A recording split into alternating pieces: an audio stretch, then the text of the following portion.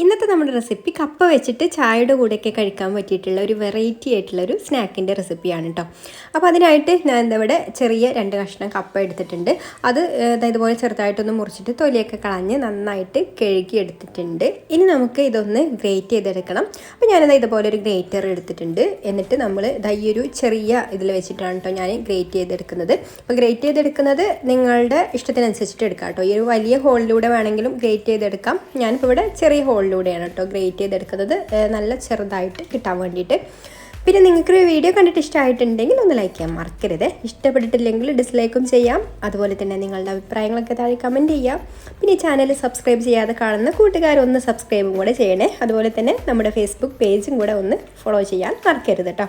അപ്പോൾ അതാ ഞാൻ ഇതുപോലെ ഗ്രേറ്റ് ചെയ്തെടുത്തിട്ടുണ്ട്. അപ്പോൾ കപ്പയുടെ അളവൊക്കെ നമ്മൾ എത്ര ആണോ ഉണ്ടാക്കുന്നത് അതിനനുസരിച്ചിട്ട് എടുത്താൽ മതി കേട്ടോ.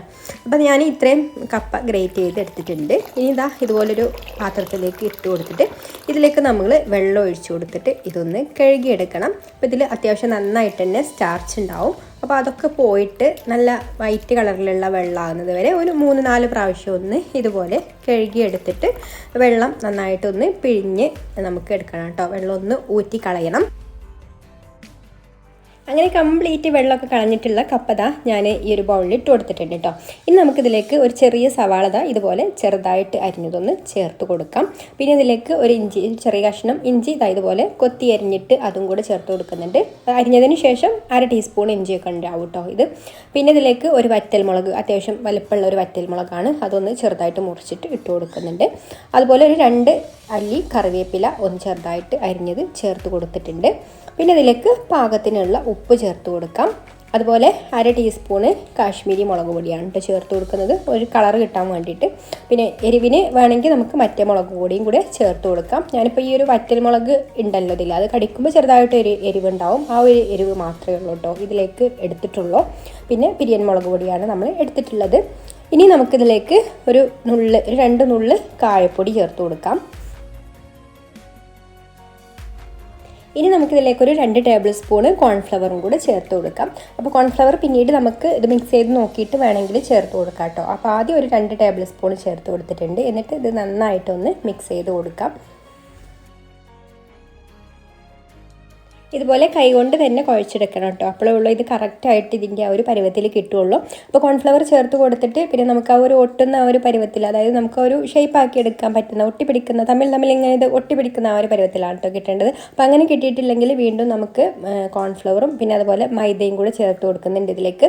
അപ്പോൾ ഇതിപ്പോൾ അത്ര സ്റ്റിക്കി ആയിട്ടില്ല. അപ്പോൾ ഞാനിതിലേക്ക് 1 ടേബിൾ സ്പൂണ് കോൺഫ്ലവറും 1 ടേബിൾ സ്പൂണ് മൈദയും കൂടെ ചേർത്ത് കൊടുത്തിട്ട് ഒന്ന് മിക്സ് ചെയ്ത് കൊടുക്കുന്നുണ്ട്. ഇങ്ങനെ മിക്സ് ചെയ്ത് കൊടുക്കുന്ന സമയത്ത് നല്ല ഡ്രൈ ആയിട്ടാണ് ഇരിക്കുന്നതെന്നുണ്ടെങ്കിൽ നമുക്കിതിലേക്ക് അല്പം വെള്ളം കുടഞ്ഞു കൊടുത്തിട്ട് ഒന്ന് കുഴച്ചെടുത്താൽ മതി കേട്ടോ. അപ്പോൾ ആ ഒരു വെള്ളത്തിൻ്റെ അംശം കൂടി ചെല്ലുമ്പോൾ നമുക്കിത് ചെറുതായിട്ട് ആ ഒരു ഒട്ടുന്ന ആ ഒരു പരുവത്തിലേക്ക് ഇട്ടു കേട്ടോ. ഒരുപാട് വെള്ളം കൂടി പോകരുത്. അപ്പോൾ ഇതിങ്ങനെ എടുത്തിട്ട് ഈ ഒരു ചെറിയ പോർഷനായിട്ടാണ് കേട്ടോ ഇട്ട് കൊടുക്കുന്നത്. അപ്പോൾ നമുക്ക് ആ ഒരു പക്കവടയുടെ ഒക്കെ ആ ഒരു സ്റ്റൈലിലാണ് കേട്ടോ ഇത് കിട്ടുക, അതും നല്ല ക്രിസ്പി ആയിട്ട്. അപ്പോൾ ഇതുപോലെ നമുക്ക് കുറേശ്ശെ എടുത്തിട്ട് ഇതിപ്പോൾ നല്ല കറക്റ്റായിട്ട് തന്നെ വന്നിട്ടുണ്ട് കേട്ടോ. അപ്പോൾ ഇത് കുറച്ച് നല്ല ഡ്രൈ ആയതുകൊണ്ട് ഞാൻ അല്പം വെള്ളം കൂടെ ചേർത്ത് കൊടുത്തിട്ട് നന്നായിട്ടൊന്ന് കുഴച്ച് കൊടുത്തിട്ടുണ്ട്. വെള്ളം കൂടി പോകരുത് കേട്ടോ, അത് പ്രത്യേകം ശ്രദ്ധിക്കണം. എന്നിട്ട് ഇതുപോലെ ചെറിയ ഓരോ പോർഷനായിട്ട് എടുത്തിട്ട് നല്ല ചൂടായിട്ടുള്ള എണ്ണയിലേക്ക് ഇട്ട് കൊടുക്കാം. ഇതുപോലെ ചെറിയ പോർഷനായിട്ട് വേണം കേട്ടോ ഇട്ട് കൊടുക്കാൻ. എന്നാലുള്ളൂ നമുക്ക് ആ ഒരു കറക്റ്റ് ടേസ്റ്റും കിട്ടുക. അതുപോലെ തന്നെ ഇത് പെട്ടെന്ന് കുക്കായി കിട്ടുകയുള്ളൂ, നല്ല ക്രിസ്പി ആയിട്ട് കിട്ടുകയും ചെയ്യും കേട്ടോ. അപ്പോൾ ഇത് മുഴുവനായിട്ട് ഇതുപോലെ ഇട്ട് കൊടുത്തതിന് ശേഷം പിന്നെ നമുക്കൊരു മീഡിയം ഫ്ലെയിമിലിട്ടിട്ട് ഫ്രൈ ചെയ്തെടുക്കാം. എന്നിട്ട് ഒരു സൈഡ് റെഡി ആയിട്ട് വരുമ്പോൾ എല്ലാം ഒന്ന് മറിച്ചിട്ട് കൊടുക്കാം.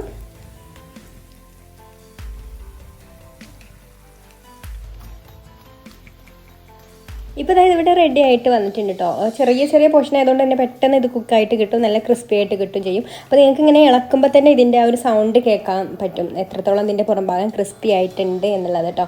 അപ്പോൾ ഇനി നമുക്ക് ഇത് കോരി എടുത്തിട്ട് ബാക്കിയുള്ളതും കൂടെ ഇതുപോലെ തന്നെ പൊരിച്ചെടുക്കാം. അപ്പോൾ കപ്പ വെച്ചിട്ട് നിങ്ങൾ ഇതുവരെ ഇങ്ങനെ ട്രൈ ചെയ്ത് നോക്കിയിട്ടില്ലെങ്കിൽ എന്തായാലും തീർച്ചയായിട്ടും ഒന്ന് ട്രൈ ചെയ്ത് നോക്കണം കേട്ടോ. എല്ലാവർക്കും ഇഷ്ടപ്പെടും. അപ്പോൾ എല്ലാവർക്കും ഈ ഒരു റെസിപ്പി ഇഷ്ടമായിട്ടുണ്ടാവും എന്ന് വിചാരിക്കുന്നു. അപ്പോൾ നിങ്ങൾ എപ്പോഴെങ്കിലും ഇത് ചെയ്ത് നോക്കുകയാണെന്നുണ്ടെങ്കിൽ ചെയ്തിട്ട് ഫീഡ്ബാക്ക് അറിയിക്കാൻ മറക്കരുത് കേട്ടോ. അപ്പോൾ ഇനി മറ്റൊരു നല്ല റെസിപ്പിയുമായിട്ട് അടുത്ത വീഡിയോയിൽ കാണാം. താങ്ക്